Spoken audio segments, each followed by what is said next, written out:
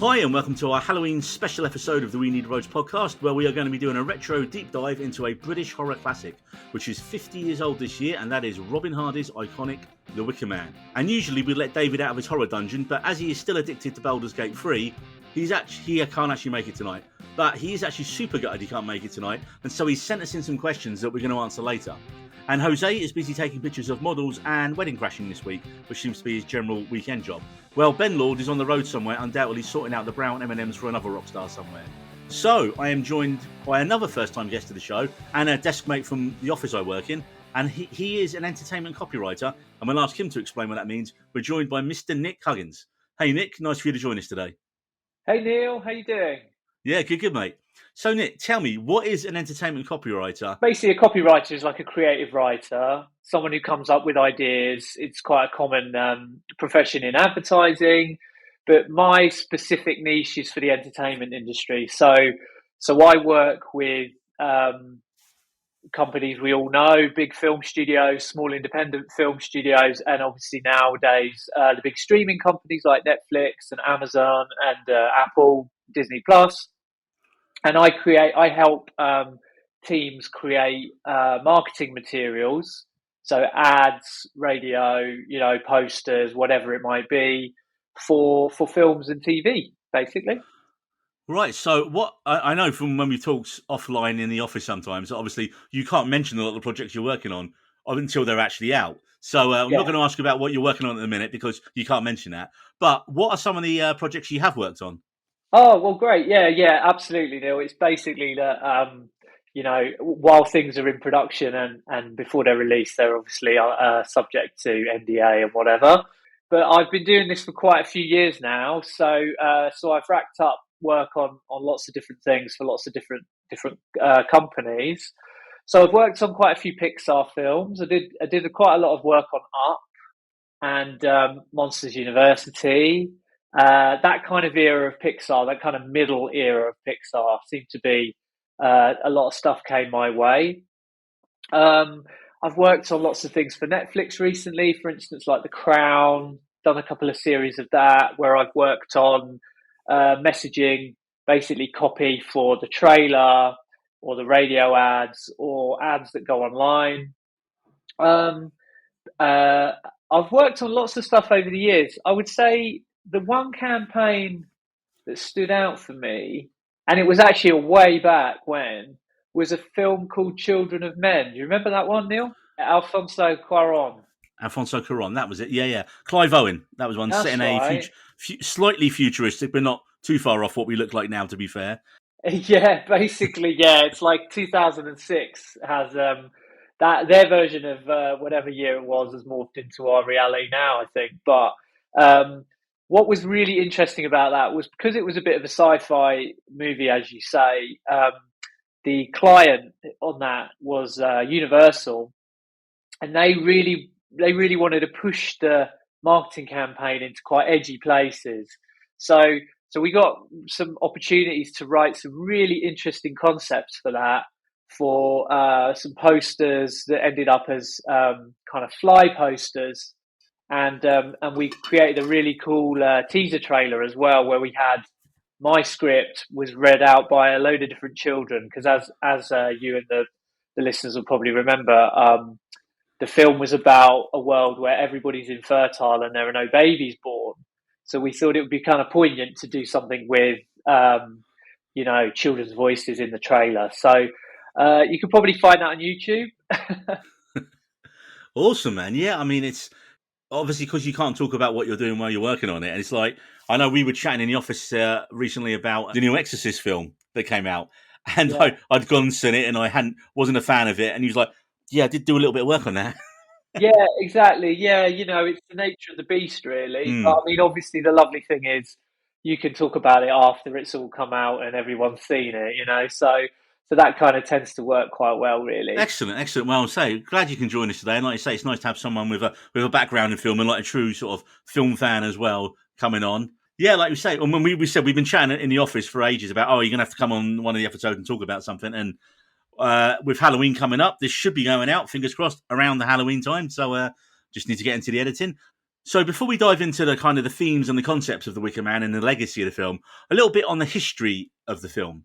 So it was written by Anthony Shaffer, which was directly inspired by David Pinner's 1967 novel Ritual, so much so that Pinner said he sold the book rights to Christopher Lee in 1971, and that the basic idea and structure was used for the Wicker Man. Now, the film was directed by Robin Hardy, who spent much of his early career making TV dramas in Canada and America, before returning to London to make commercials, before making his feature debut with The Wicker Man in 1973. Now, the plot, in simplest terms, is about the staunchly religious police sergeant Neil Howie, played by Edward Woodward, who, of course, would go on to be TV's The Equalizer, pre-Denzel Washington, of course, who's come from mainland Scotland and receives an anonymous letter informing him of a missing child on the small island of Summerisle. Upon arriving, Howie finds the people of the island have turned away from Christianity, much to his disgust, and practice a form of Celtic paganism. He's constantly met with resistance upon trying to find the missing girl, until when he finally thinks he's discovered her and saved her, it's revealed the whole case has been orchestrated by the people of the island to trap and sacrifice Howie, because they need to appease their old gods as their crops are failing, and only a devout Christian virgin sacrifice like Howie will do. Now, the film cost around $500,000 to make and only made back just under 400 grand at the time at the box office, and was deemed a critical and commercial failure around the time. However, since then, the film has been constantly reappraised and viewed, as one critic recently put it, the Citizen Kane of horror movies. So my first question is, Nick, when did you first see The Wicker Man, and what did you initially think of it? I first saw it I was definitely a teenager. I was probably about 14 or 15, I reckon. And I, as a massive film nerd in those days, as I still am, I would do what most people growing up in the 80s and 90s did, where I would either stay up late and watch strange movies on Channel 4 and BBC Two, or if I, was tired, I would set the VHS and tape these strange movies. So, in that era, it was before Film 4 and all these other channels. They would, Channel 4 would show all sorts of interesting movies, foreign movies and stuff like that. And then I remember reading about this film, The Wicker Man, and I was intrigued by it, and it was getting great reviews. And, so I stayed up to watch it. And literally from the very start, I was absolutely mesmerized.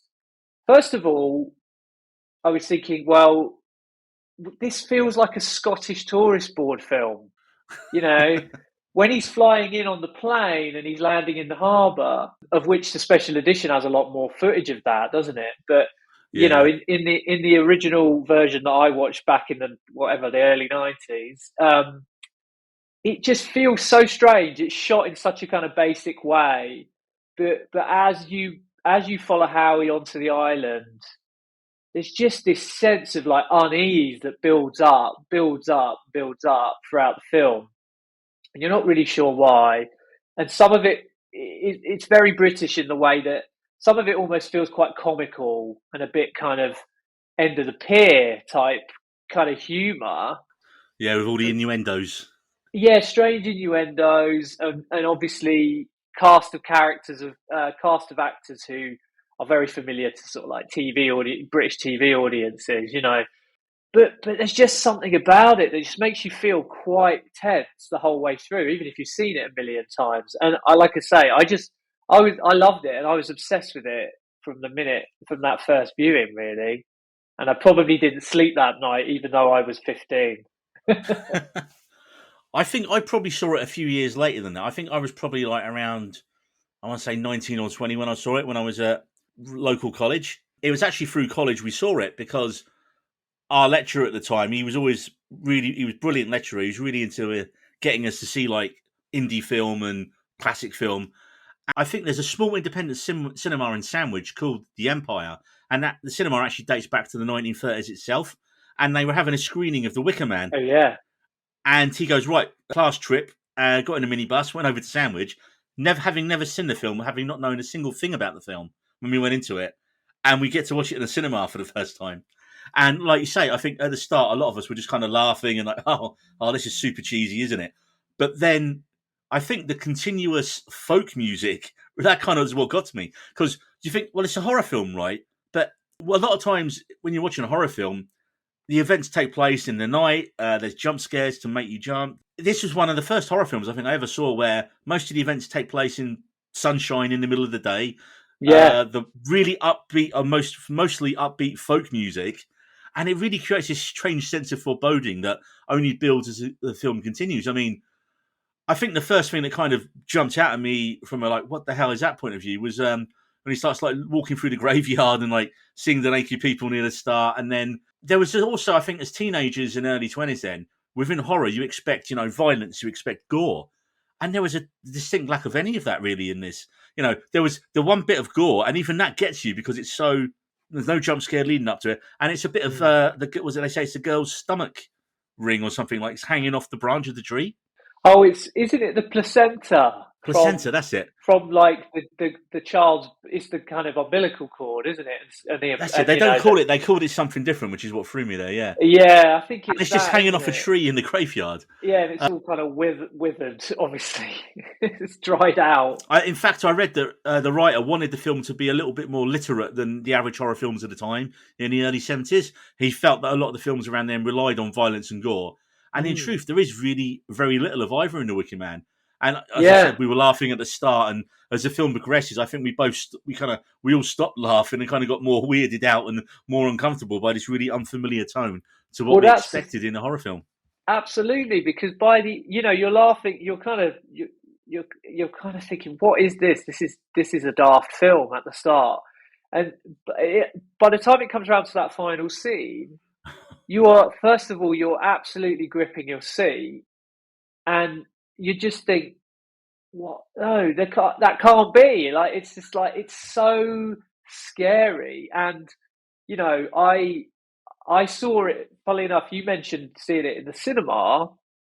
I only saw it in the cinema for the first time this year because, as you know, in the UK, they re-released the special edition on Midsummer's Day, which was really cool because me and my wife went to see it, and we'd never seen the special edition, and to see it in the cinema, and it was a packed screening as well, which was really great. So it's just like, it has such a power, and I think all these years later, watching that final scene on this big screen, I actually felt really keenly like Howie's sense of hopelessness. I suppose when I was a kid, I was probably watching it and thinking, oh, this is a fun, like, horror movie ending, kind of conclusion. Oh, he's going to get burnt. Ha, ha, ha. I guess now I'm an adult, I was thinking, I just felt, because he resists and he resists and he resists, and then he kind of gives up, and then he starts praying, and it's like, it's such a great performance from Edward Woodward. Who would have guessed? It's incredible. I mean, I suppose at that point, would you say that's the first horror film you'd seen? Because a lot of horror films, I know, usually it's the hero or the heroine, kills the bad guy and survives, and so this is like the first kind of horror film for me where the good guy gets burned alive and the bad guys win. The first probably one of those where you get a really downbeat ending to it. Yeah, certainly. I mean, there's a few.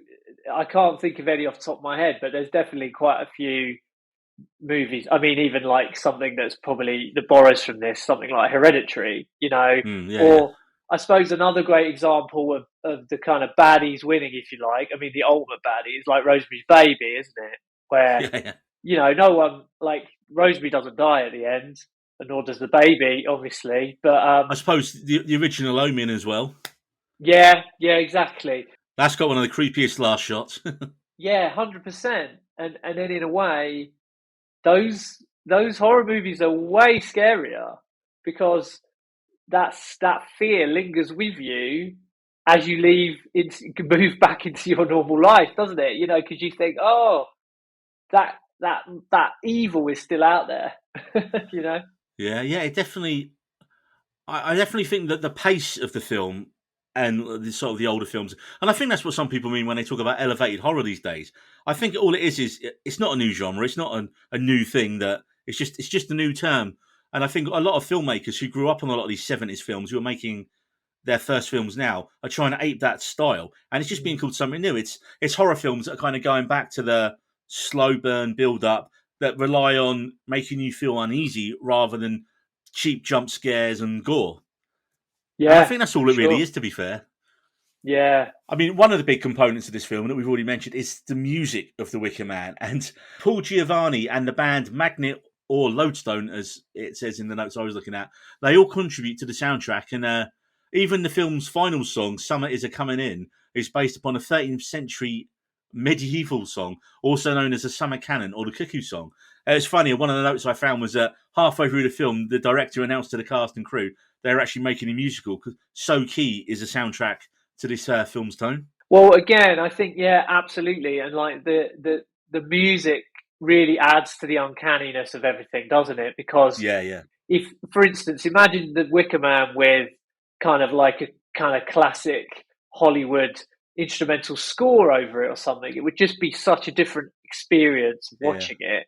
And again, just to sort of, for anyone who's seen or not seen the special edition, you see quite a lot more of Paul Giovanni, don't you, playing in the pub, and there's almost a moment in that film, in that version, sorry, where Paul is playing in the pub, and it is almost like a musical because the narrative of the film stops for the musical number, if you like, to play out while he's in the pub downstairs playing.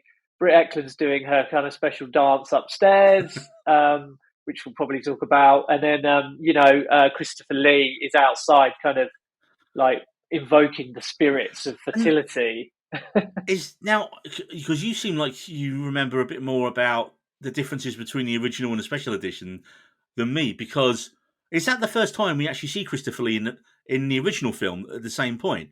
Because I don't remember seeing him at that point in the original film. I thought the first time No, we see him is when he goes to visit him in the island. So that was new then, that scene. You can kind of almost tell when you're watching the Blu-ray because the remastered original film looks flawless in the transfer, and then the found footage that they've kind of put in, the quality isn't as good. So whenever I saw a bit of grainier quality, I was like, okay, that must be one of the. But I didn't feel like there was many more big scenes added in. More like, I suppose the biggest change was really the opening because they added all the stuff of yeah, him in the church in right at the very start, which I suppose sets him out to be more, sets out how he is right at the very beginning. He's there in church, he's, saying the prayers, he's yes, singing the hymns. But yeah, I remember the original version that I saw in the cinema, it starts off with, like you say, the Scottish Tourist Board advert with him in the plane coming over the islands.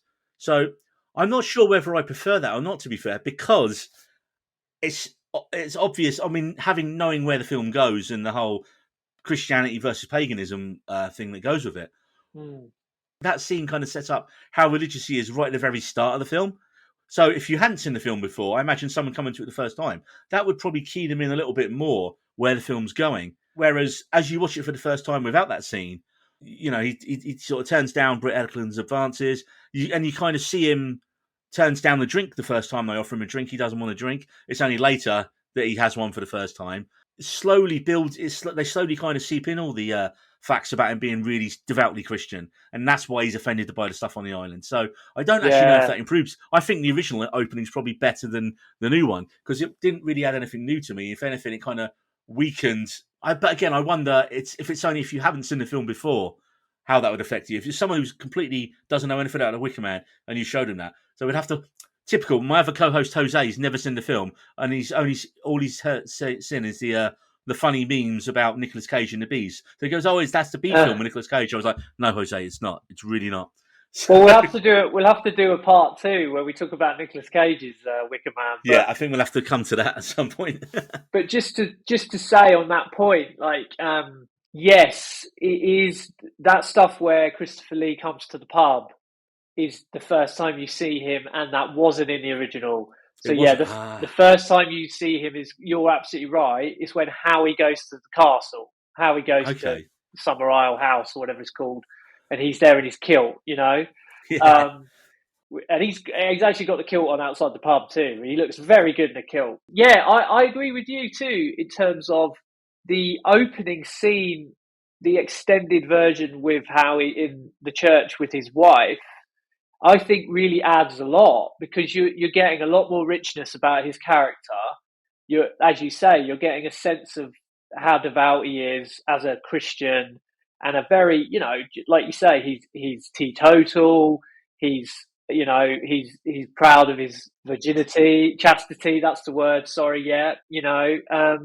And adding that extra character development, I think, really, really brings a lot to it. Yeah, I mean, it does work, but also I just feel that I suppose knowing the film, to me, it doesn't. I suppose, like I was saying, if you don't know the film, I imagine that might kind of key you in a little bit more. But I suppose also with the Wicker Man being so oft copied and the themes and the way it develops has been so copied and replicated over the years, especially recently, that I suppose it would key in a more. I suppose modern audiences as well are a lot more keener in how they read the films than back in 1973. As I said, I bet watching this with an audience back in '73, I imagine most of the audience probably reacted the same way as Howie did to what's going on in it. Yeah, quite possibly, Yeah, I'm sure urban crowds, like in the cities who loved the new genre of horror were probably really into it. But as you say, mainstream audiences might have been as shocked as he was at the end. So I've got a few notes because like I say, I rewatched it myself just like this past weekend before we recorded this.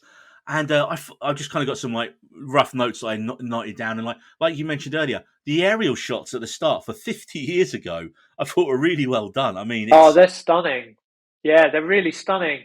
And you see more of that in the extended edition, and it's really lovely. Like he's flying over. I'm not exactly sure what islands they are, but there's some beautiful kind of Scottish islands. I mean, I once did a helicopter shoot in the late 2000s in Panama, and even then, I mean, these days you just stick a camera rig on the outside or something. That's fine. Back in those days, they probably were in the plane with the a window open and probably manually holding the camera out of it. I'm sure you're right. I remember I had to ask one of my colleagues, who'd done a helicopter shoot before. And I said, "Well, how did you get rid of like the shake of the actual airplane and the helicopter? Sorry." And he's like, "Wrap it in a towel, wrap it in as many towels as possible, put it on a wide shot, and just hold it, and that's all you can really do." I was like, "Fair enough," and that's what I did. And I finally opened my eyes about 10 minutes in once I realised that. Okay, there are no doors on this helicopter either, but hey, another story. Some of the things that really stood out for me, like when you see the jar of foreskins in the chemist, that's kind of one of those little touches that you're like, what the hell is that? The first time you see it. That chemist has got all sorts of creepy delights in it, hasn't it? Oh, I mean, someone should make that as like a Halloween horror house, just walk into the chemist with all that stuff made up for it as well. That would be hilarious. That would be great. And as we were saying about him, like being sort of like refusing the drinks at the start, but it's when they go to the Green Man and they start playing like the landlord's daughter, and you can see how the song really makes him uncomfortable, and he's just like, and they do try to tempt him with his first drink. Then he says no, but then when he does have his meal later, he does have a drink of it. Then, so already you can kind of see it's starting to get to him. And then, of course, after his meal, he decides to go for a little late night walk and let the weirdness commence. You got the naked woman crying while straddling a grave. You got people having orgies all over. Just a typical Friday night on a Scottish island, is it? Apparently so, yeah. We do have quite a lot of followers in Scotland, so it'd be interesting to see if that's what it's like. And also, that first scene where Lee appears and he sends a young boy up to Willow. Now, again, I don't remember that from the original, so that must be one of the additions as well, right? That's one of the new additional scenes, yeah.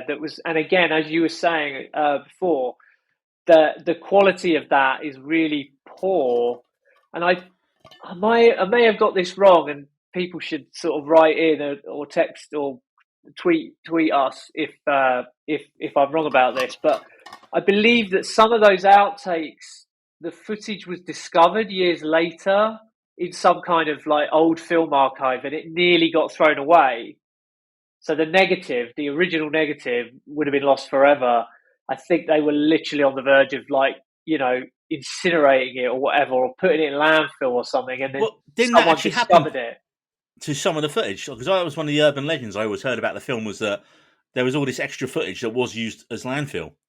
To be fair, I didn't actually see that when I was doing my research on it. I think the newest scenes in this, from what I read, because I've got the 4K remaster that just came out a month or so ago, and I was looking at the little book that comes with it, and apparently all the extra scenes are from a different print, like a work print from ages ago.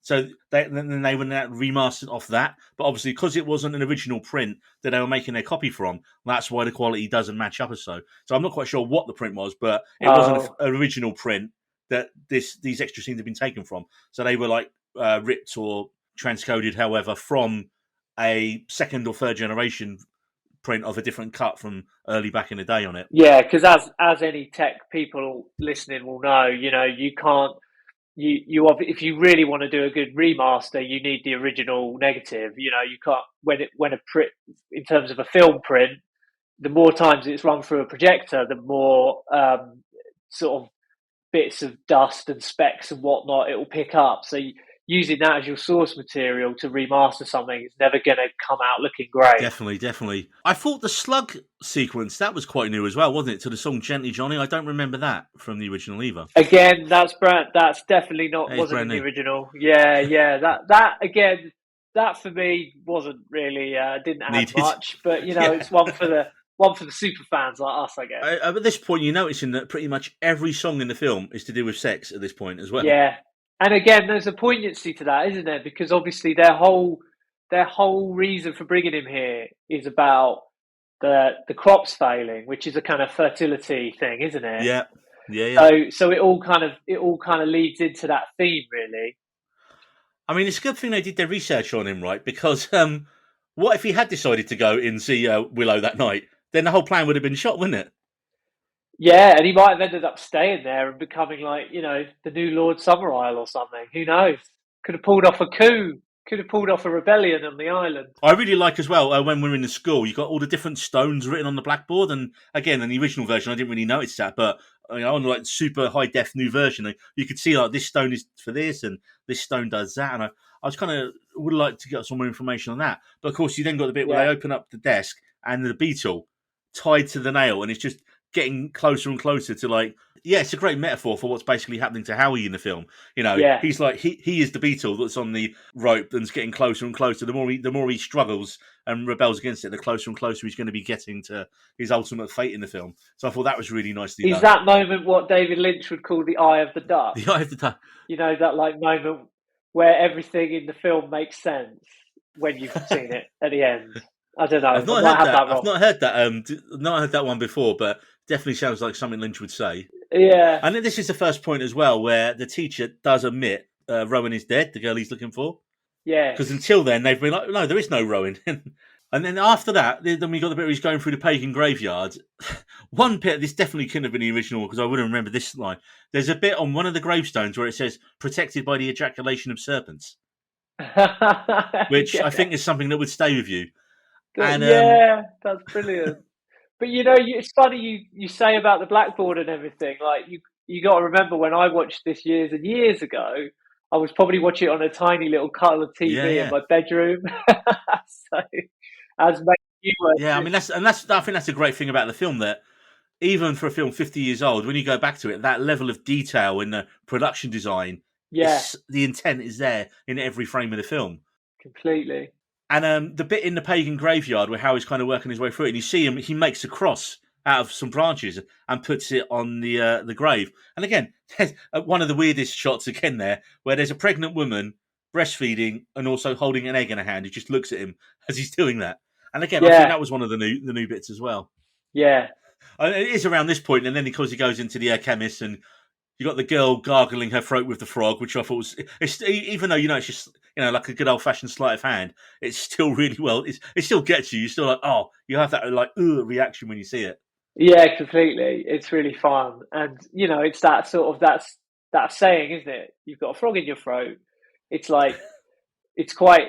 I found that tickled me when I first heard it, because it's like, well, all these sayings have to come from somewhere. And I suppose on Summerisle, they're taking some of this stuff literally. And of course, this is around the point where he starts going full Edward Woodward and starts remembering, "You're all raving mad." And I love the I suspect murder line when he says it for the first time. Yeah, but it's at this Scottish point, accent's quite good actually, isn't it? Because I think Edward Woodward was English. Scottish accent's decent. Yeah. I think I'll probably have to check that, but I think he absolutely nails it, doesn't he? Yeah. And it's around this point where Howie thinks he's onto the idea of what's going on. So he sees, because he's looking for the photo of Rowan and he sees it's missing. And they go, all the May Queens are there next to the harvest, and there's no picture of the last year. So he starts figuring out, okay, last year the harvest failed and they sacrificed Rowan. That's what happened. And so he's kind of a bit more. He's got an idea now. So the second night he goes back to the hotel, and of course we have the infamous wall humping scene. How is temptation? Say how do. And the thing that made me laugh the most on this time round, I didn't get the reference when I was younger when I saw it, is when he's at the door, he's just furiously grabbing the doorknob. And I just didn't get that joke the first time round. Oh, that's excellent. Yeah, I missed that too. But that song is a really great song. That is a really banging song, and then the melody gets in your head. And I once had the pleasure years ago of seeing Matt Berry perform live. You know, right. the actor, and he's a singer too. And, you know, Toast of London. Stephen Toast, for anyone who's big Toast of London fan. But he played that song. He sung a cover version of that with a band, and it was really. I'd love to hear that, man. He did it. It was very moving. I know it's hard to imagine, but it actually was really exciting. It really, really did it in quite a haunting, moving way. Oh, that'd be awesome. I'm gonna have to write. So literally after I finish this pod, it's searching Matt Berry. Say how do. He might be on YouTube. Some version of it on there. So as we get to the third, I think it must be now his second or third day on the island, and he's had enough. He knows something's afoot. He's going to go back to the mainland. He's going to arrest them all, and of course, someone's buggered up his plane. Yeah, that old classic trope. You know, pull the ignition leads out of the car or the plane. Seen it in a million films, but it's good. It does the job. And what I like here is he's then like, right, well, I'm going to bring everyone to justice. He's so emphatic in that he thinks he can just take on the whole island by himself at this point. And he then goes on his search for Rowan for all the houses. He goes, I'm going to search every house. And again, this sequence is definitely extended from the original version, I remember. But it had the best jump scare and fake out of the whole movie for me in it, where you've got this really kind of upbeat folk score again while he's doing this search, which you don't expect. And then the music just cuts when he's in one house. And the girl falls out of the cupboard, straight on the floor with the blood around her mouth. Yeah, then that's really starts good. laughing, gets up and runs off.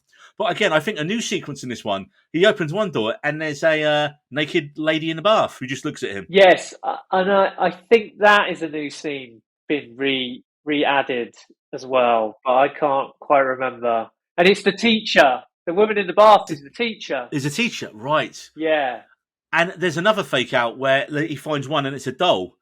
And I was just I suppose they didn't have, obviously in the original cut, they didn't have it, but I thought it was a great sequence because it just built more and more. But I suppose that one jump scare is so effective because you're not expecting it.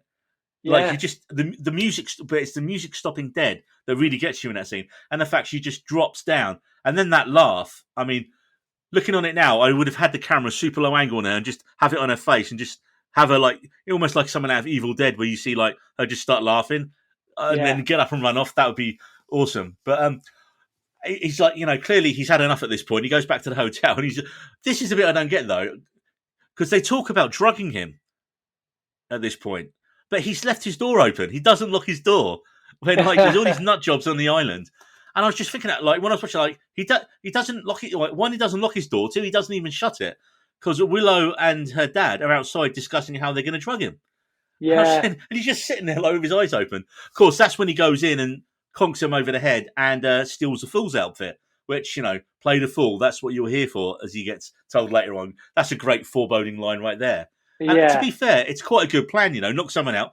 I mean, how did they know he knocked the guy out and was wearing the fool? There's a few things where the plot logic doesn't quite work. So they would have to expect. Yeah, it's a bit too neat in a way, isn't it? Sometimes, but we can allow it a few versions of that. But you're right.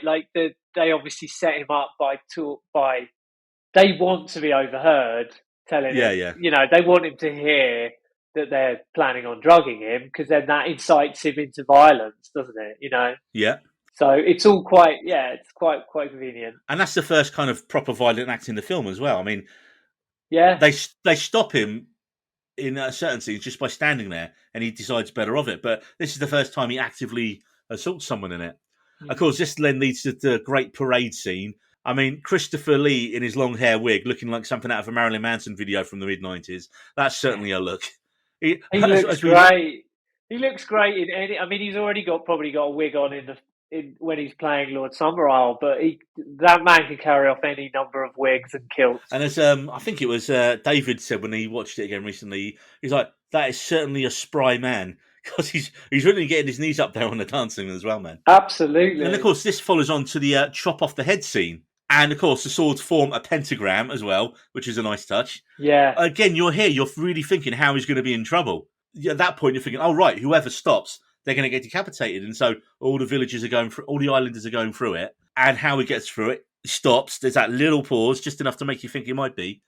And then he's through. But then, in a great bit of filmmaking, they chop the head off the person after him, and he immediately reacts.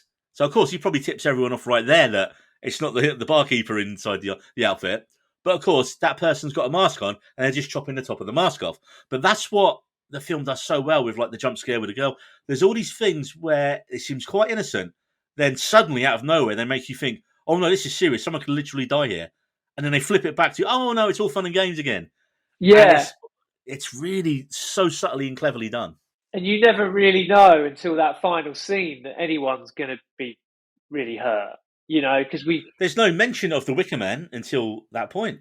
No, that's right. And the other thing that sort of strikes me as we're talking about it, it's quite interesting, is that the whodunit aspect, the narrative from the point of view of a whodunit could almost be like a film noir, because when you have let's say, take a modern noir like Chinatown, you've got a guy who thinks he's in control of the story, thinks he's in control of the narrative, but he's actually walking through a labyrinth.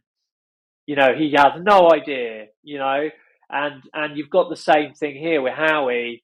He thinks he's got a handle, he thinks he's got a motive, he thinks he knows what's afoot, and he has got absolutely no idea. He's just as helpless as that beetle in the school, But it's the certainty that he thinks he's onto something, and if he can just reveal a bit more information, he'll blow it all up. And then, the kind of cavalry will arrive, the Scottish constabulary will arrive in helicopter or something and take everyone to prison. But he's, it's just, I find it quite fascinating. I think you could almost read it as much as a kind of detective film as a horror film. Oh yeah, I mean, it just plays like a really, really weird, uneasy, slightly funny film for a long part. And I think it's only the ending of the film, which we're quickly approaching, that makes it truly horrific. And I think the audience, or our reaction, is almost the same as Howard's when we realise what the plan is for him. After the parade scene, that's when Howie sees they've got Rowan up on the cliffs. And again, here, this is where he thinks they're going to push her off the cliffs into the water, which is another regular pagan ritual they used to do. So he fights his way through, runs up, he saves her, quote mark, and she leads, oh, I know the way out, I'll lead you through the caves. And she takes him to his ultimate thing. This is the only bit here, though, of music that didn't fit for me in the whole film, the chasing music here, because it's got this like kind of driving guitar and bass music, and I was like, it sounds like something out of a 70s cop show. Yes. Which I suppose could have been what they was going for. Again, that's to throw you off. If it was like dramatic and epic music, or similar, the foreboding folk, it's keying you in too much to what's going to happen, I suppose. If you've kind of got similar, that kind of beautiful but disturbing folk music, that is going to make you think, oh, they're not on their way to safety. Why is this music playing? So I get why they probably did change the music there to something a bit more generic, because it makes you think, oh yeah, we know how this is going to go now. We know that he's found a girl, they're going to escape. Yeah, and then the music's almost making you think that. And of course, he comes out of the hole, and the whole island's just waiting for him there. And you get this brilliant monologue from Christopher Lee as Lord Summerisle. Yeah. It almost, watching it again in this summer, it almost reminded me of sort of like The Simpsons. When there's a scene where all the people of the town might be there for like a set piece or something, because you literally see everybody who you've seen throughout the movie to that point, obviously. So as you say, it's everyone from the woman who works in the chemist to the teacher to the people who were like in an orgy in the graveyard, all the people in the pub. They're literally all there. It's very funny. Well, like I say, it didn't have a long shooting time, and it didn't have a big budget. So whatever people were there were going to be there, weren't they, for it? Pull everyone. I'd actually forgotten towards the end here that once Howie realizes what they're going to do to him, he kind of goes through all like the different stages of grief, as it were, in one thing. First of all, he's angry and railing and fighting against it. You know, he goes, "I'm a Christian," and they start trying to prep him for the ritual. But I forgot about his gambit, where he tried to convince the islanders that killing me doesn't do anything. Next year, your crops are still going to fail because this island was never meant for growing the kind of fruits producing. The lines are going to fail. So next year, when the crops fail, they're going to come for you, Samurai. I was like, I completely forgot about that when I watched it Yeah, the new time. yeah, and as you say, is one of the stages of grief bargaining, Yeah. perhaps? And So, then, of course, it leads on to what you said, acceptance, once he realizes there's nothing he can do about it. yeah, which as I say, I found that very emotional this time round, I must admit. I don't think the words "Oh Jesus Christ," "Oh God," "Oh Jesus Christ" have ever been yelled so forcefully in a film as he becomes aware of his fate. As we mentioned a little bit earlier, I think you always imagine in a modern film he'd escape somehow. The first time seeing this, I was genuinely surprised that they went through with it, and that was how the film ended. I remember looking around at my classmates, and we were just sitting there in shock, going, "What the fuck was that we've Yeah, just seen?" that's why it's so devastating, that ending, because as you say, you think, oh, well, someone's going to turn coat or, sneak him out the back of the Wicker Man or something. Or is it, as I was saying earlier, do the police all pop up and they're carting them off to jail? But yeah, no one comes to save Howie. And I suppose that leads us on to the kind of general discussion that the Wicker Man spawns, which is why is the folk horror genre so popular these days? So, folk horror, in its simplest terms, usually deals with themes of an outsider versus a group of people with extreme beliefs, and it's enjoyed quite a resurgence in the last decade or so.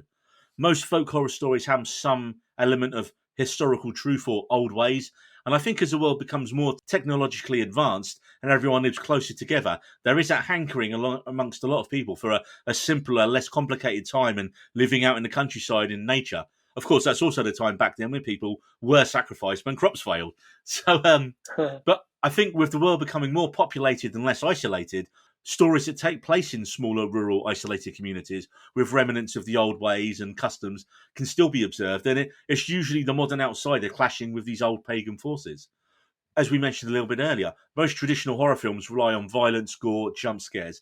They also generally take place a lot at night, part to hide the budget, part because scary things happen at night. We're coded as moviegoers to know, be afraid of the dark. So folk horror already kind of tricks us because we're so conditioned to think that horrific events happen at night that when we see it happen in sunshine and daylight, it's much more troubling for us to process. Yeah. Potentially the first folk horror film ever was a Swedish horror film from 1922, Haxan, which is actually the name, because I was thinking, where have I seen that name before? And it's the name of the production company that produced 1999's The Blair Witch Project, which again, you can argue, has all the elements of the traditional folk horror. Isolation, the power of nature, the superstition of the woods, and of course, loads of little wooden stick figures. It's funny that when everyone talks about folk horror these days, no one really mentions Blair Witch Project. But, I mean, these guys named their production company after perhaps the first folk horror film. So they were clearly influenced by it. And looking back on it now, definitely. Yeah. In the UK, predating The Wicker Man by only 2 years, was The Blood on Satan's Claw, which was called a folk horror by a reviewer called Rod Cooper. So he's kind of the guy who a lot of the critics kind of say coined the term, as it were. Oh, okay. Wow. I haven't seen The Blood on Satan's Claw, but it sounds awesome. Yeah, I've got. I mean, it's a great name. I think it was a Hammer one, so I've got to check that out sometime. But yeah, what do you think that it is that makes folk horror so popular at the moment? It's a good question. I think some of the stuff you touched on, absolutely. We are kind of getting desensitized to the natural world, and often these folk horrors take place in the natural world, don't they? The people, as it turns out, the baddies in these folk horrors, whether it's the Wicker Man or Blair Witch or Midsommar, the perceived other, the baddies are these people who are holding on to these old ways, and the old ways are often rural, agricultural, pagan, earthy, naturalistic, and elemental. whereas we're living in a world where we're constantly looking at screens and phones and everything, and it's a real clash of cultures. And in a lot of ways, it's kind of like in our society now, there's a kind of desire to go back to some kind of kind of realness and authentic kind of nature and all that kind of stuff. And this is almost like the dark flip side of that. A digital detox, if you were. Yeah, it's like a digital detox gone wrong, isn't it? But I would also say, I mean, I might be making a bold statement here, but I think why it's been so popular in the last 10 years is probably because a lot of these young filmmakers like Ari Aster, the Wicker Man is so influential, even in the US, in horror circles, in people in the know. It's such a kind of touchstone for filmmakers in the horror genre, and I wouldn't be surprised if a lot of these guys are kind of almost like ingesting the kind of themes of the Wicker Man and kind of reinterpreting them for themselves, a bit like you've seen people do with all the other great great horror movies of history, like whether it's Dracula, Frankenstein, The Omen, The Exorcist. The themes get repeated with every new generation, and I think we're seeing the same thing here in a way with the Wicker Man. Yeah, I think you're right. And like, a generation of younger filmmakers like taking stock from a previous thing. I mean, I suppose one of the famous examples is everyone always goes on about Psycho as like one of the initial really big horrors that like kind of birthed the genre into popular mainstream. But I think a few years beforehand in the UK, you had Michael Powell's Peeping Tom. Yes, which is a great movie. Great movie. But it basically finished his career in the UK at the time. Yeah, it was very close to the bone, wasn't it? It was so, and of course, it was years and years, and Powell didn't really work much again after that. And it was only in the later years of his life, I think, when his wife, Thelma Schumacher, started working with Scorsese, and Scorsese, massive fan, obviously, of Powell's work, kind of got everyone to start reappraising it. No, it's it's a classic of the genre. And again, everyone started going back to some of the films like Peeping Tom. Kind of that reappraisal by like a younger director. So at the time in the 70s, Scorsese was the upcoming young director who was influenced by, something like Peeping Tom and kind of Powell and Pressburger. Yeah. It just shows you that like the power of a younger filmmaker shining a light on these classic if you said the film Peeping Tom to 9 out of 10 people in horror, you said, all right, if you heard of Psycho or if you heard of Peeping Tom, 9 out of 10 people will probably say Psycho. Well, let's be honest, modern day and age, probably like 7 out of 10 people will probably say Psycho. Peeping Tom probably would not when I was known. But I think you don't get one without the other. I think one leads to the other in terms of the development of the genre. Yeah, for sure. And as you say, these very literate film students who then become directors, whether it's Scorsese or Ari Aster or whoever, Robert Eggers, let's say, they will have seen these movies. They'll have seen them all. And they will, there's nothing like discovering something, is there, that you thought was, I mean, that's how I felt when I first saw The Wicker Man. You feel like you've discovered something almost transgressive, and to sort of, to discover something like that and then to, move it, put it into your own work, that must feel really cool. Yeah. I mean, getting back to the sort of the folk horror thing, and I was looking for like what a definition of what a folk horror film is, and some of the tropes of folk horror. Generally, it's religion, the occult, paganism, unknown supernatural elements that are not the primary source of the character's fear, but their terror comes from how our characters react to this unknown, this ancient evil, as it were. It also has a lot of communities jointly being responsible for the acts that occur. The isolation of being an outsider within an established rural community.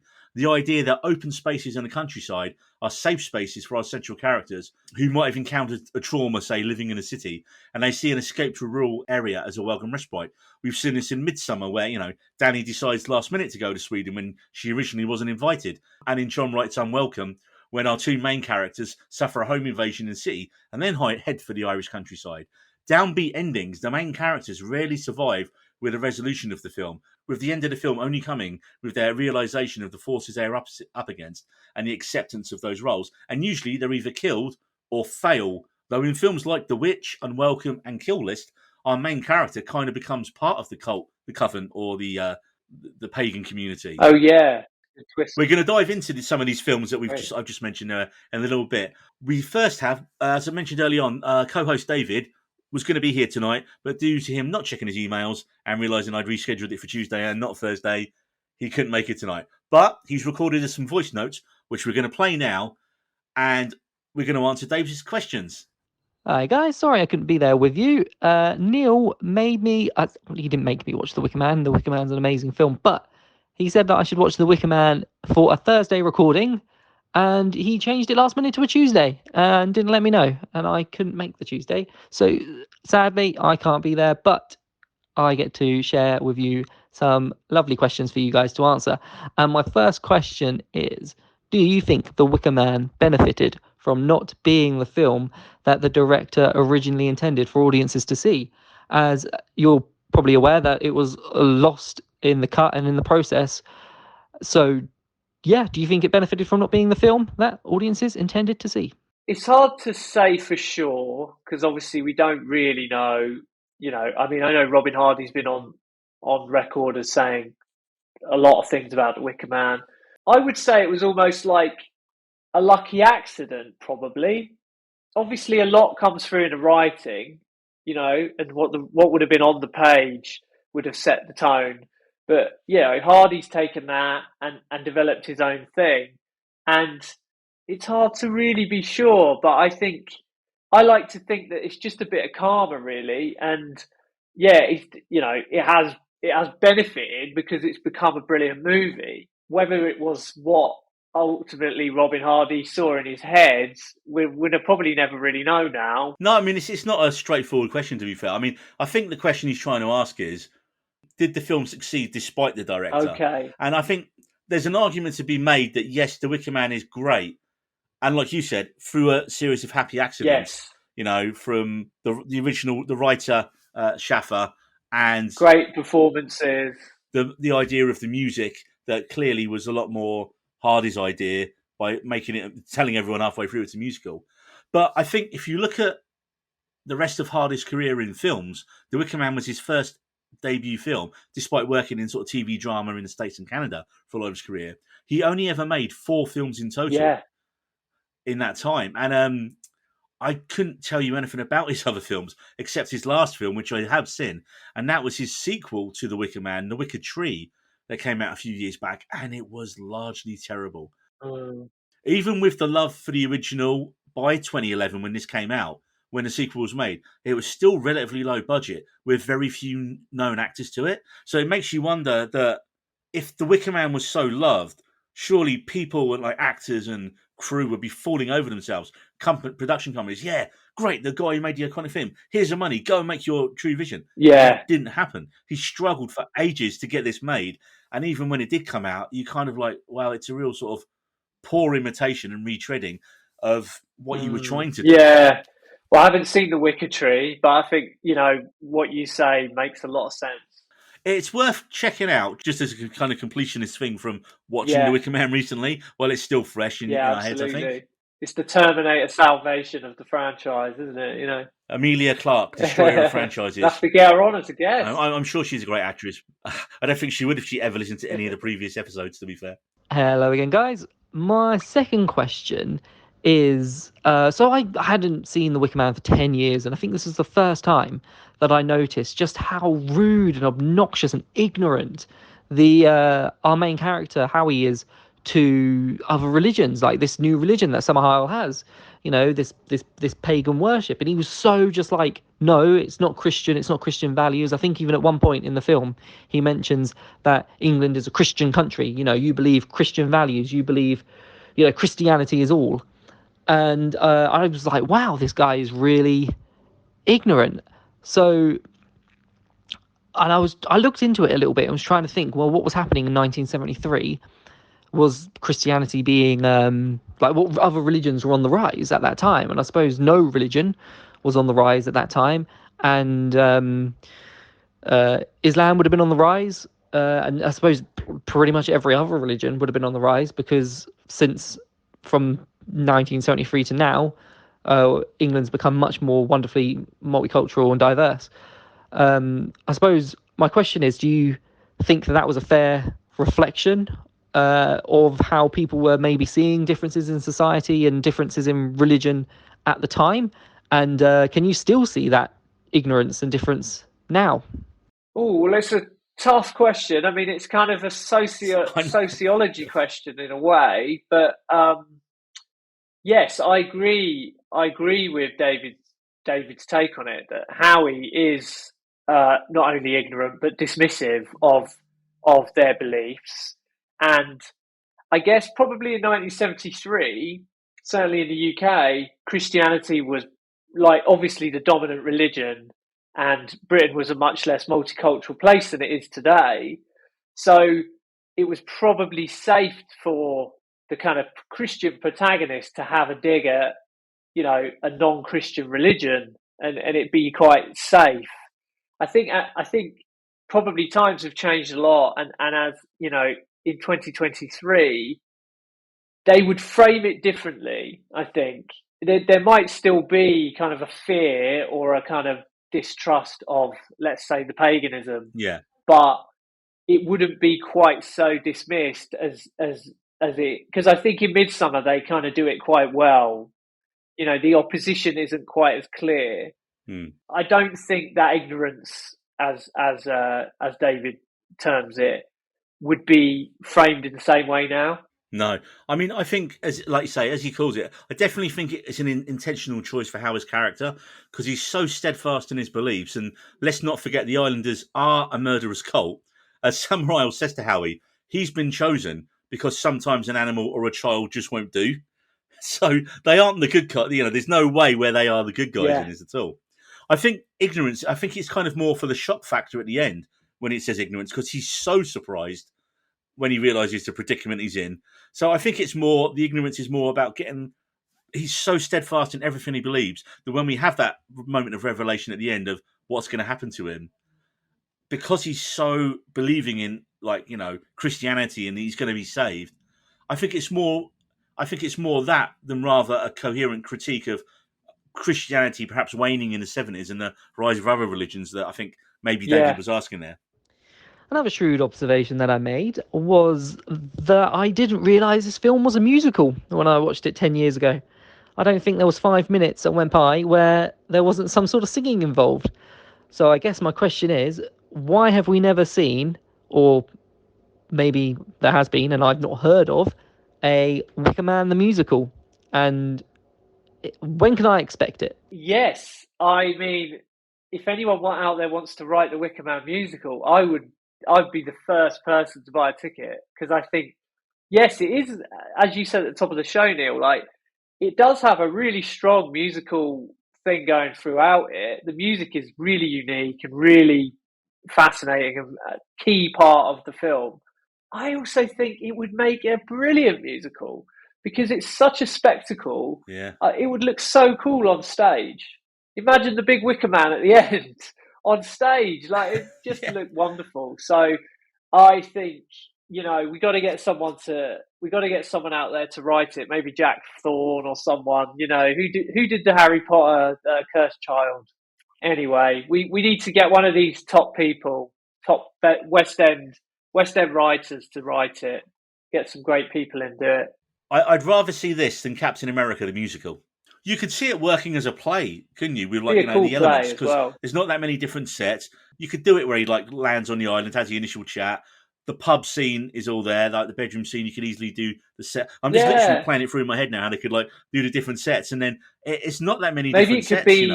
Maybe it could be more less a musical, more a play with music. Who would you cast as a new? Edward Woodward. Great in it? Question. I've got one person off the top of my head who I think would be superb. Oh yeah, who? Ewan McGregor. Yeah, McGregor. I think Ewan McGregor would be pretty good. He was rumoured for the sequel, that the Wicked Tree at one point as well. He wanted to be involved with it, apparently, but then perhaps he read the script. And how about Lord Summerisle? God, who could be a good Lord Summerisle? I don't know why I've got Fassbender in my head. Fassbender could be good for either role, to be fair. I think more as Summerisle, he'd be a good Summerisle. I think with his performance as David in the Alien films, the Covenant films. That's probably where I'm thinking. That's kind of, yeah. And who would be Willow? I think you could, as we talked about it on a previous pod we just recorded, I think someone like Amy Lou Wood from Sex Education would be superb. Oh, okay. Yeah, she's great. she's kind of got the modern look of, I'd say, an Eklund, but also she's probably one of the strongest actresses from the show as well. Yeah, I like it. Let's get it in production. So we've cast it. Let's make some calls. I think you guys and everybody else will probably agree that whilst The Wicker Man probably wasn't the origin of the folk horror film, it popularized it within a lot of people, and a lot of people will see it as like the godfather of folk horror. So what for you guys is the pinnacle of folk horror? What is the film that best represents that?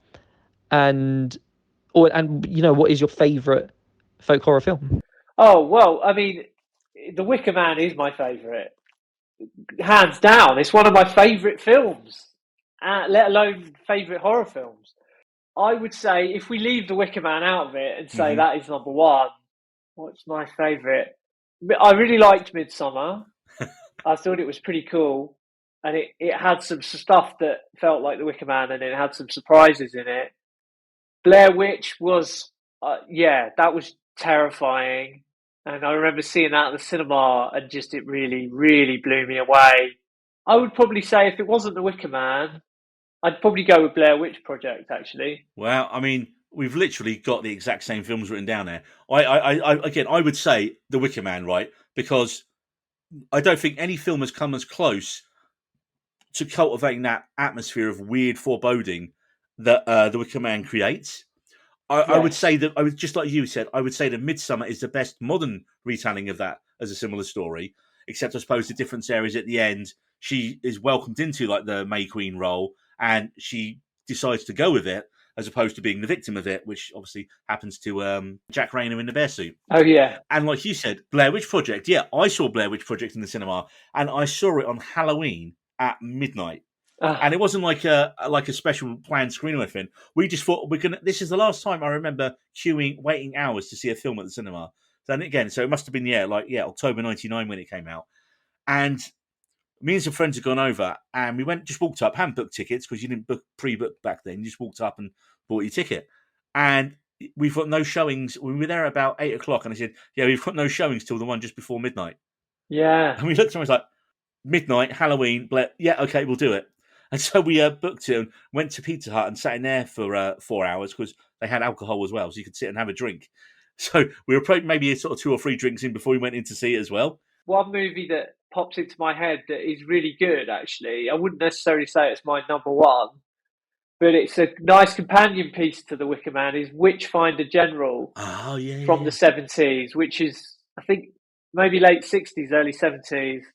British film with Vincent Price about a guy who goes around the UK it's England in the 17th century or something, and he's going around hunting witches. That's a cool film. It's not an out-and-out horror, but it's got that same kind of uneasiness about it. I have seen a lot of people talk about Witchfinder General in the same, when they're discussing The Wicker Man. Yeah, Witchfinder General comes up a lot of times as a film that's discussed similarly in the same kind of things, literally just like you have there.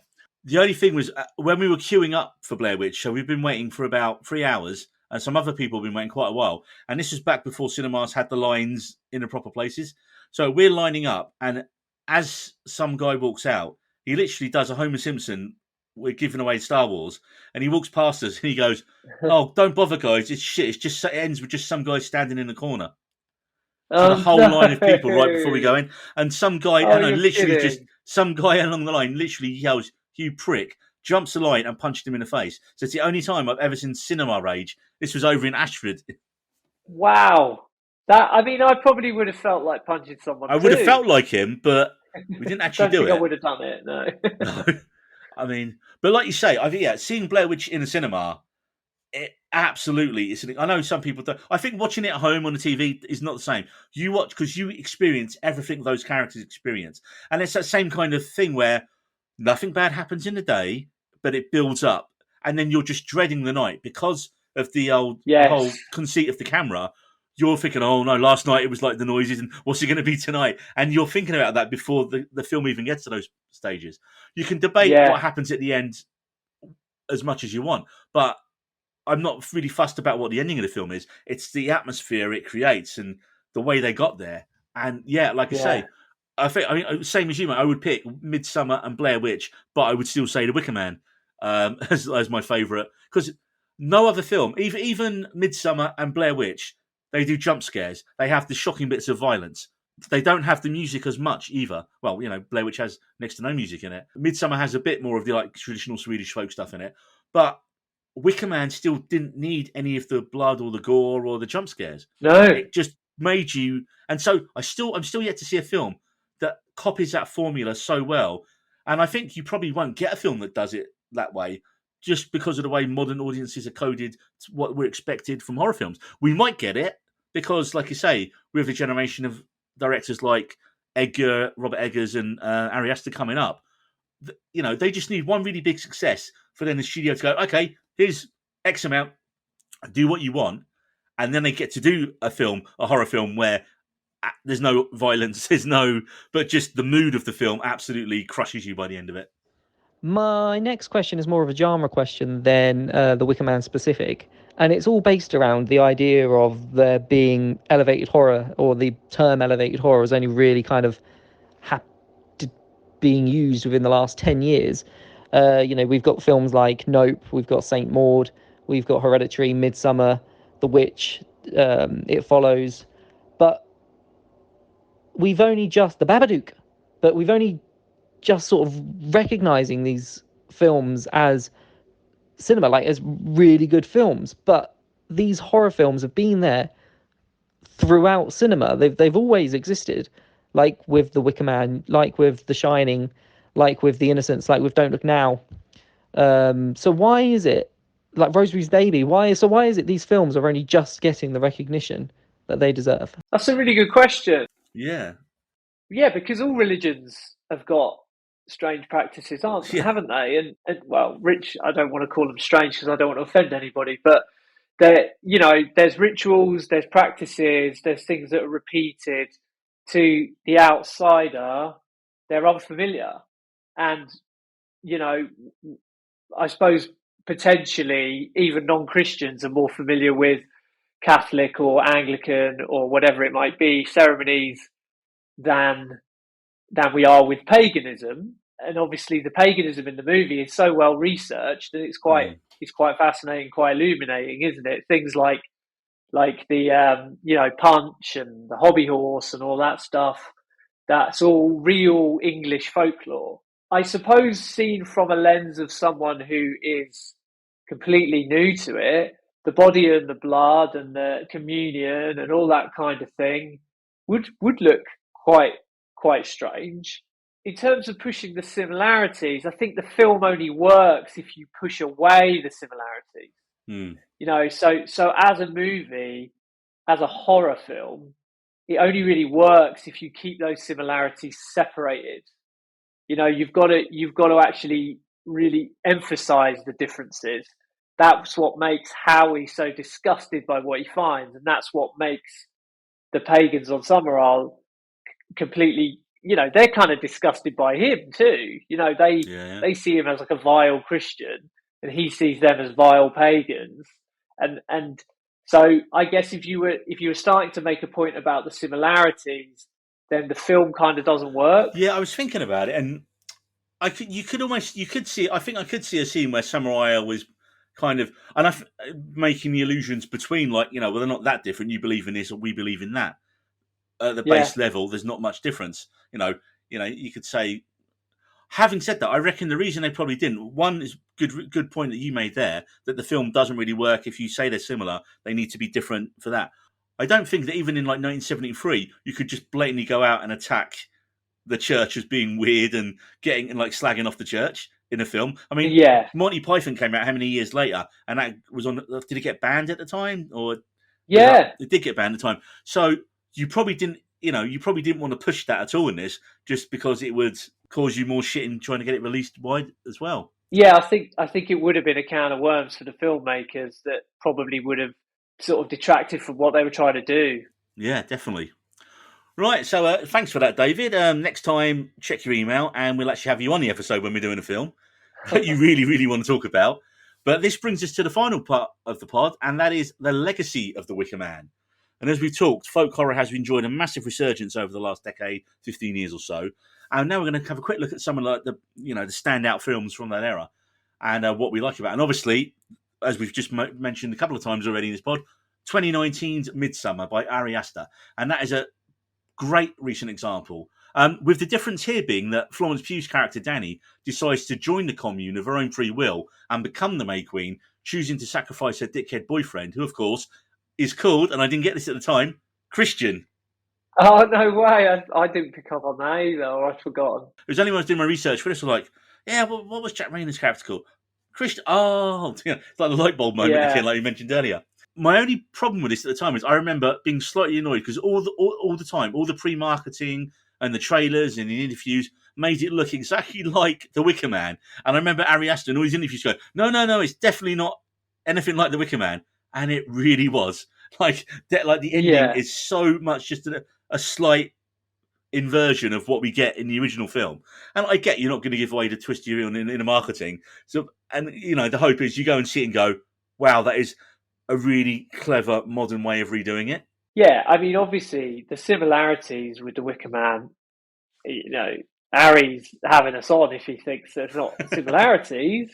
He's clearly been influenced by it, but that's okay. Midsommar's great, and it was a great watch. And if you're going to be influenced by anything in the horror genre, you might as well pick one of the great horrors.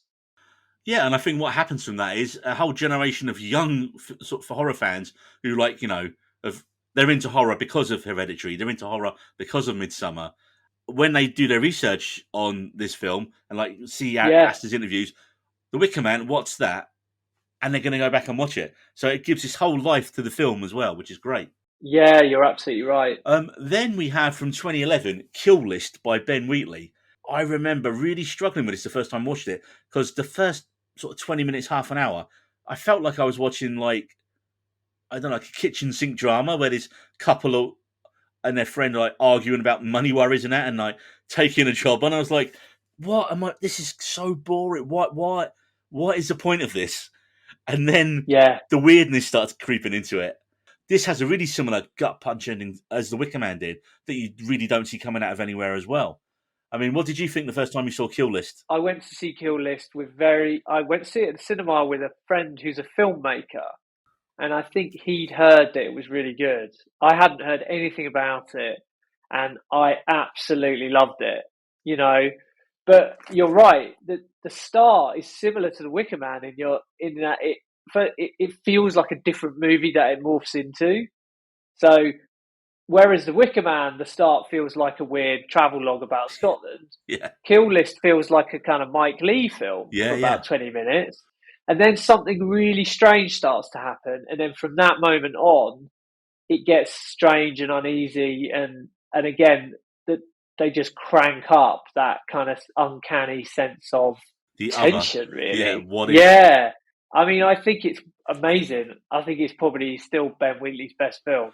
Yeah, I mean, he's kind of kept dipping back into that genre. Obviously, In the Earth was definitely sort of similarity to A Field in England's definitely got vibes of The Wicker Man. So A Field in England feels a lot like Witchfinder General.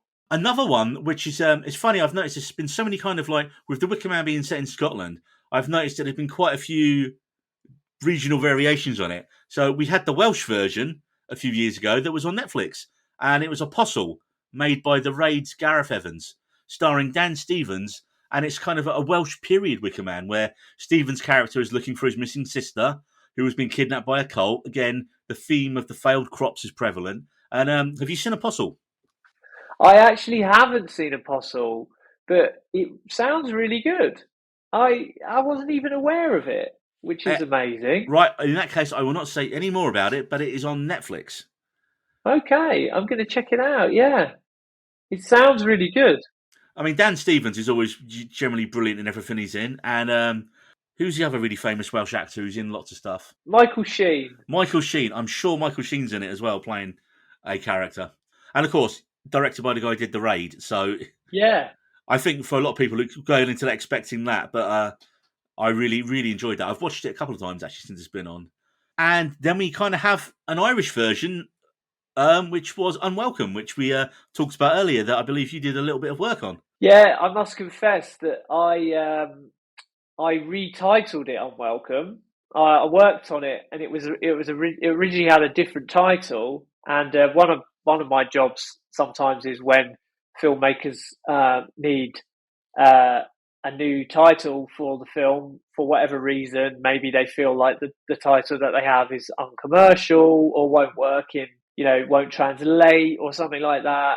So so I believe coming up with Unwelcome was my idea. So it's quite a fun one, this, because there's a lot of unease in the city, and then the couple move, and then, spoiler alert, the baddies, the kind of natural little critters in it, they're like kind of leprechauns, basically, aren't they? Yeah. They kind of protect her, don't they? They protect the female protagonist in the end, try and make her part of their cult. Yeah, and she kind of... It's funny, because as I was watching it, it was such a you could tell it like when it was quite a relatively low budget film, but I was like, oh yeah, it's got Chief O'Brien out of Star Trek in it. Yes, yeah, I love him. The brilliant Cole Meany. And it was Hannah John Kamen. She's the protagonist. She's the main protagonist. She's great. And like you say, I love the idea that sense of the other, but it's played for I mean, the intro in London where they have the home invasion is really brutal. It feels like a proper, like, full-on, especially as her really character is pregnant at the start. Yeah. And so it's really not pleasant. But then when they go to the Irish bit, you kind of get the standard, all the locals, not like, everyone goes quiet in the pub, and but is it the housekeeper, the person who owned the house beforehand, who says, oh yeah, don't forget to leave out an offering for the red caps, which is what they call the leprechauns. Because I remember seeing the trailer and thinking, that's right, this is going to be a leprechaun film, isn't it? Like, there's no way this is not a leprechaun film. But they can't obviously say that in the trailer, because everyone's going to go, fuck that, we're not seeing a film about leprechauns. But they do it in such a clever way. But the noises they make, because again, you could expect it to be really horrific. But like you say, they start protecting the main woman from all the locals led by Cole Meany and his shithouse family in this. And then the last 10 minutes, it really goes fully Ari Aster in its closing moments, where she becomes like the new queen of the Red Caps. And like, there was also a really, really cool thing going on with her partner in it. I forget the actor's name, but he's got such a like thing of like failed male masculinity in it, where he's trying to prove himself all the time. And, because he can't help it during the home invasion. So you see him like trying, like, he gets the punching bag out at the start in there, and he's just kind of being really crap the whole way through it. And again, he's no help to her at the end. She saves herself. Yeah, I think it's Douglas Booth is the actor. Yeah, honestly, if you guys haven't seen Unwelcome, then one, sorry we spoiled it, but two, go and check it out, because it's a really good little... good little British horror, or Irish, sorry. Good little Irish horror. It's definitely worth watching. Alex Garland's most recent film, Men, starring... I love Rory that. Kinnear and Jessie Buckley. And I really enjoyed Men. I thought it was great. Even the last sort of half an hour, 20 minutes, where everyone's just going, what the fuck is going on? That was quite full on. The ending is quite full on, where Rory Kinnear basically gives birth to himself, which has to be seen to be believed. But there's some great unease in this. What I loved about this film was a lot of the horror comes from trauma. She's an urbanite. Jessie Buckley plays someone who lives in the city, who goes to escape into the country, but finds the countryside just as uneasy. But what's fascinating about it is that she has brought the horror with her, really, because the horror is about her own trauma with her relationship with her partner, who had committed suicide. So I found that quite fascinating, and it is quite subtle. But some interesting parallels with the Wicker Man with Men is there's a lot of Green Man imagery. So you see the Green Man, which is the famous thing that you often see in and around England, which is a folklore of like a man who lives in the woods, and he's literally made of trees and leaves, and his face is made of leaves and twigs and things. He pops up in the Wicker Man a little bit, and he definitely pops up in Men quite predominantly. Yeah, it was one of those films where I perhaps might need to watch it again. I loved the intro and the build-up. It's one of those horrors when you're watching it going, right, for me, this whole film rests on what the resolution is. and it just did something completely batshit crazy out there, which I still think about it now, and I'm still not sure what I think about the film. Like, it's spectacularly made. Yeah. I mean, you know, wasn't it Alex Garland before who did Ex Machina? He did Ex Machina and The Beach and all that stuff. Yeah, I think you're right, Neil. Like, it doesn't stick the landing, does it? It's so close to being a classic horror film, but just the ending's just a little bit too weird. And I get that sometimes, though. With these type of films, you kind of want an ambiguous ending where you're not really quite sure what's going on. I mean, that takes us on to another one I've got on the list, which is Robert Eggers' first film, The Witch, which kind of launched Anya Taylor-Joy into, like... Yes. And I love the idea of that film, that the family are so religious that they think even the rest of the people in their religious town aren't religious enough, so they move to the edge of the forest just to be even more religious out there. And yet the whole plot moves forward literally on Anya Taylor-Joy scaring her little sister, making the story up, and then her sister going back, telling it to the parents, and the parents believe it, which is insanity. I loved The Witch. I thought it was great. Yeah, the performances in it are brilliant. The whole setting up of that scene, that period is so well done. And yeah, just absolutely hilarious, isn't it? That, as you say, that the Puritans in town are not puritanical enough for these guys. Yeah, and I love the idea that the witch, you know, the concept of a witch that's been so maligned by history, she obviously turns the tables in this one. I think that's really brilliant. So the last one I'm going to mention, it was a TV show from 2020 called The Third Day, starring Jude Law. Did you ever see that? I did. And this was really interesting because this was set on OC. It was filmed on and set on OC Island, which is an island in the Thames estuary off the coast of Essex. It was really Wickermanish because it was about a guy who comes to the island and gets trapped there because this particular island, and this is a real island with a real. This is a real situation in that the island, you can only get to the island at low tide because there's a causeway and the causeway forms a road, and at high tide the road is underwater, so you can only leave and enter the island at certain times of the day. There's a few places like that around the world, and obviously this device, a bit like Howie's broken plane, causes Jude Law to still stay there. It was an interesting piece of work because there was a live element to it, wasn't there? There was like a live. It was all devised by a theatre company. Yeah, so you had the first 3 episodes, which was Jude Law's story taking place in one time there, and then there was 3 episodes later, and I forget the actress who's done it, but it was based around her story and coming to the same place that Jude Law had been to. Yes, a different point of view. They had an idea for the second part of the show. It was going to be a massive live music festival with the second episode taking place live during it. So their original idea was they was going to put on a massive music festival on the island and film it all. So I suppose doing it there, you got total control for filming purposes. But they was essentially going to do a live 12-hour, because Sky Arts showed what eventually came out for the full 12 hours live. Oh, wow. And unfortunately, COVID wrecked that idea. Oh. So instead, they still did do like a 12-hour live play, but most of it just seemed to be Jude Law being mock drowned in the sea for hours. And fair play to him. He literally, he was in the sea for at least 2 to 3 hours on this thing. And basically just being tortured. Well, I hope it was summer. I mean, I love the idea of it, but also even during COVID, I was like, I haven't got 12 hours to watch whatever this is going to be. So I did go and have a little read up on it afterwards. Maybe we should revisit it. Yeah, I remember, though, the first 3 episodes with Jude Law, I was like, this feels definitely like the closest modern successor I've seen to the Wicker Man. And like you said at the start there, being trapped on the island, but again, instead of a plane, of a causeway, greater way of keeping them there. Time running slightly differently on the island, and, a child being involved in the thing. I mean, there are so many things when we talk about folk horror that on the surface don't seem that intrinsic to the story, or it seems that's not that quite as similar. But there are so many elements to every folk horror story that make it folk horror. Rounding off, the writer of The Wicker Man, Schaffer, he actually tried writing a sequel in 1989, and he produced a treatment called The Loathsome Lamberton Worm. Wow.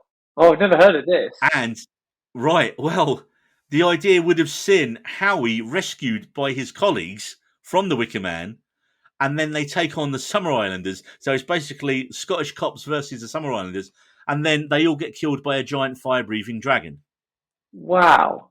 I mean, I want to see this film. But also, Sounds I don't know. amazing. I'm kind of glad it didn't get made and invalidate the end of the Wicker Man. Like, I suppose '89, he had the treatment. I think it was like a 30-page treatment for this. I don't know. Do you ever want a sequel that would rob a film of its ending like that? No. No. One way we could get around that is if we had Howie resurrected. Imagine he was brought back. His ashes were reformed or something. Well, the easy way you do it, if you really want to go down the religious route, is you have him come out of the cave 3 days later. Yes, very good. That could be that could work really well. That could work really well. That idea, to be fair, does sound better than what we did get with the Wicker Tree, which we briefly mentioned earlier. And the Wicker Tree had previously, again, that had been in development for a while, and he'd been trying to make that for years. Originally, it had been called The Riding of the Laddie, and originally Christopher Lee was set to return, but he damaged his back on a different project, and the project was kind of reworked. Well, I think it was then reworked into a novel called Cowboys for Christ, and then that novelization was used to then be turned into The Wicker Tree. The less said about that, the better, really, because it just really wasn't a good film. The only good bit it has is there's a Lee cameo in it near the end, and I think he's not even in it. I think it's just like a voice cameo on the phone where he's known as like polite gentleman or something. And there's like the line infers that he's Lord Summerisle or something like that. I mean, I do want to see it because I haven't seen it. It's fascinating. Even just the kind of weird adjacency to the original, like all these titles that you mentioned and the sort of storyline, they don't feel connected at all. So I'm quite fascinated to see, well, what is the connection? I mean, I'd love to have seen if Lee could have come back, because he loves the Wicker Man. Like when he spoke about his films, he loved the Wicker Man. Yeah, I think he's on record saying it's his favourite film or favourite performance or something. I think I remember reading that. Yeah, and he helped finance it. I think he helped get the finance together and like put the people in who needed to be in touch for it. Like I said, he bought the rights to the Ritual book from 1967. It's a shame that in a way, and I think David's kind of got a point that Hardy maybe wasn't the filmmaker in the modern day to do it. Imagine giving someone like Ari Aster the keys to something like a Wicker Man sequel. Yeah, nothing stopping. Well, Neil LaBute might have ruined it for everyone, obviously, with the Nicolas Cage one. Do you know what? It's almost become a cult film in its own way now, that film, because in a so bad it's good way. I mean, of course, it's got some brilliant quotable moments just because Nick Cage is Nick Cage. It's hilarious. I mean, the bit where he punches a woman wearing a bear suit is the bit that gets me every time, but it's just so odd. The infamous not the bees. I know, I don't think it's quite good as "Oh God, oh Jesus Christ," but you know, not really. But you know, it's gone down in history for very different reasons. Well, I've got one more show finally that's kind of Wicker Man adjacent, and it's a Paramount Plus's new show called The Burning Girls. And I literally watched the whole series this past weekend. 6 episodes, stars Samantha Morton as a drinking, smoking priest who has to move from Nottingham after a traumatic incident with her young daughter, and they move to a small rural village where the previous priest hangs himself at the start of the episode. And I mean, the show starts with a flashback to the 1500s with girls being burned at the stake. So, you know, the show isn't subtle. And of course, the daughter's character has to be a photographer. So, you know, she goes, takes a picture. Is that of the burning girls? I was like, come on, you said the name of the show within the first 5 minutes of the show. I had such promise, because after that initial 1500s, which is being burned at the stake, but again, it's a standard horror trope, right? Now you have to start with the gore, start with the screaming and the jump scares and the scary little girls. Yeah. And then it goes into a modern day festival and people were dressed in animal costumes, dancing to folk music. And I'd literally just finished watching The Wicker Man and went straight into this. And I was like, great, this is really going to be. But the problem is it throws so many horror tropes at the wall and characters make stupid decisions. And it's one of these shows that it frustrated me, because is it supposed to be supernatural or is it something else? Is it a gaslighting thing, or is the things really happening? And I will say, I mean, Samantha Morton is a fantastic actress.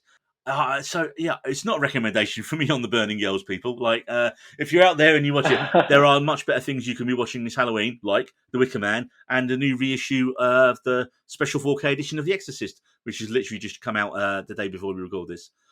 Oh, last thing I will say is, just before his death in 2016, Hardy had proposed a third film following on from The Wicker Tree, which in no way connected to The Wicker Man, and he was going to call it Wrath of the Gods, which I think wasn't that the name of the second Shazam film.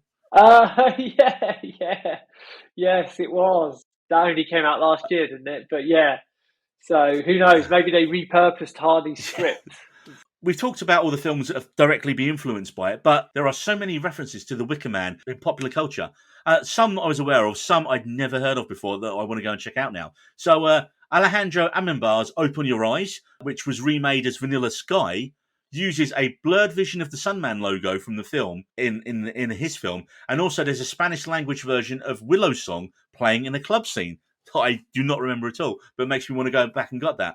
I've actually got that on. Yeah, me too. I've got that on original DVD still because I was going through my foreign film phase at that stage. So did he do the others? I think he did the others. Yeah.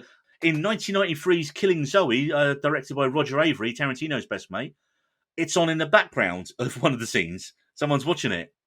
Oh, no way. Ewan McGregor watches it in Shallow Grave. Brilliant. Love that. And even in Disney's Brave, a kids' film, there is a Wicker Man joke where one of the witches leaves a note saying she's gone to the Wicker Man Festival on Summer Isle. That's very funny. In video games, the plot of Resident Evil 4 is literally that of the Wicker Man, where a cop goes looking for a missing girl while investigating a pagan community on an island. And that was one of the few Resident Evil games I remember playing from start to finish, because it went away from zombies and it was more occult. And it was a fantastic, again, storyline. When a lot of people talk about Resident Evil games, that is the one that people hold as a high watermark of storytelling. The How Do song is used in Eli Roth's Hostel. Brilliant.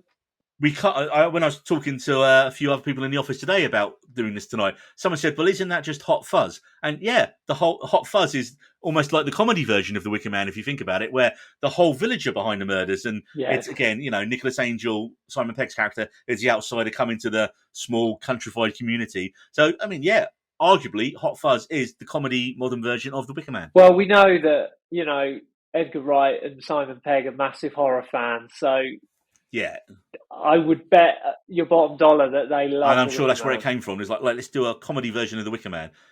Radiohead's Burn the Witch video mirrors the plot of the film. And there's a Kiwi comedy called Wellington Paranormal.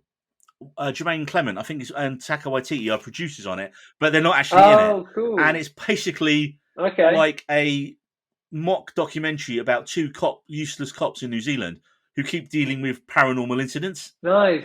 But the cops are really stupid, but it's really funny. And they got one episode which is just called The Wicked Man. So it's kind of a play on that. Oh, hilarious. I love that. And finally, the most crazy tie into The Wicker Man is that there is a Wicker Man ride at Alton Towers, which literally lights up as if it's on fire as you go through it. And that just seems wrong. Now, that sounds great. That sounds fantastic. Last time I was at Alton Towers, which I must admit was about 20 years ago, which is a theme park in the north of England for anyone who doesn't know. Yep. It wasn't there. They didn't have the Wicker Man ride. When did it open? Wicker Man is a wooden roller coaster at Alton Towers in Staffordshire, United Kingdom. Manufactured, it opened to the public in 2018 at a cost of $16 million. Oh, I've just Googled it too. It looks great. And the whole thing is wooden. And there's bits of it are on fire. Yeah, well, obviously, you've got to, It's very cool. But actually, literally on fire as you go through it. I love it. I might go up there this weekend. And Nick was never seen again. Burning on a roller coaster. A burning Wicker Man roller coaster. Not a bad way to go. In keeping with the rest of the podcast. And now, finally, we asked, as always, for some listener comments. And here we go.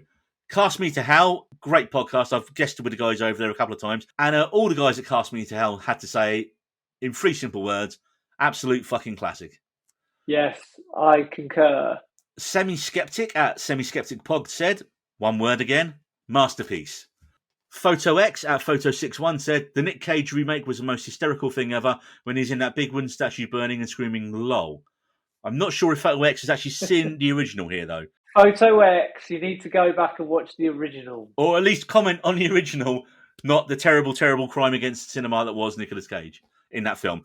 Yes, please. Cathedral Birds at Cathedral Birds, who are I believe, a folk music duo from up north in England, said so obviously they're going to love the music, and they said initially saw the Wicker Man on British TV in the 70s as a 12-year-old. It stayed with myself and my pals right through to the 80s when it first became available on VHS. It's a unique film. Nice. And finally, just to be contrary, my good pal Stu over at Stu World Order at SWO Productions said, no, it was hardly an instant classic when I saw it. It's silly and nonsensical. It's certainly not scary or creepy at all. The woman dancing, writhing on the other side of the door for my main character. What the hell was that? This flick's just goofy. Stu, you will no longer be allowed into the UK and definitely not Scotland now. Yeah, and if he does set foot in the UK, he'll probably end up in a burning Wicker Man after those I think you've got a very good chance of being Wicker Man now yourself, Stu. But hey. Stu, stay away for your own good. So finally, let's talk the future. Is there a demand for continuing out the story of the Wicker Man in other media? So by that I mean, would it work as a TV show? Would it work as a new kind of film trilogy that we definitely keep David Gordon Green away from? Give this IP to an up-and-coming young film director and see what they can do. What do we think, though? Is that a good idea or a bad idea? Yeah. I think there's definitely a future. I think we'll continue to see the folk horror genre pop up in our popular culture. It may not be as common it's a subgenre of horror, obviously, as we discussed already. So yeah, I think we'll continue to see the echoes of the Wicker Man in lots of different ways. I would love to see it remade as a TV show by HBO or somebody, with a big budget and, set it wherever you want. I mean, I'd love it to be set in Scotland still, but if you want to set it somewhere more isolated, like, a rural part of the US, that'd be fantastic. I'd love to see that come together. I mean, I think it could work better as a TV series. I mean, I suppose not in terms of production and something like Midnight Mass, give it a Mike Flanagan doing a Wicker Man series would be amazing, wouldn't it? Maybe do a mini series as well, because obviously it's got a finite ending, so you probably only need 6 episodes. I mean, I think it could work as a TV series. You could jump back and forth, couldn't you? You could show the olden times and how it all started there, and then go back to the modern day. You could have, depending on how the shows run, you could start it in the past and go. I mean, let's face it, no shows start at the start and go through in a linear fashion now. It's always start in the middle somewhere or start near the end and then flashback, which is just like the standard TV tropes we're used to. Yeah. You could see the olden times and as the community is established and then what their descendants are doing in the modern day, facing a new threat maybe. I mean, that could be the twist on it, that you're actually on side with this modern descendants of it. Well, sadly, that brings us to the end of our Wicker Man podcast here today at We Needed Roads. I'd like to thank Nick, our guest, for all his valued insights into the film and the folk horror genre today. It's been great having you here, Nick. And if you enjoy We Needed Roads, then please, as always, give us a 5-star review on your podcast platform of choice. You can follow me at Needed Road on Twitter, where I interact with all our followers pretty much on a daily basis. Let us know what you want us to talk about on the podcast. And of course, leave your comments for a shout out. Now, I'm off to stay away from any large wooden structures. See you next time, folks. We Needed Roads.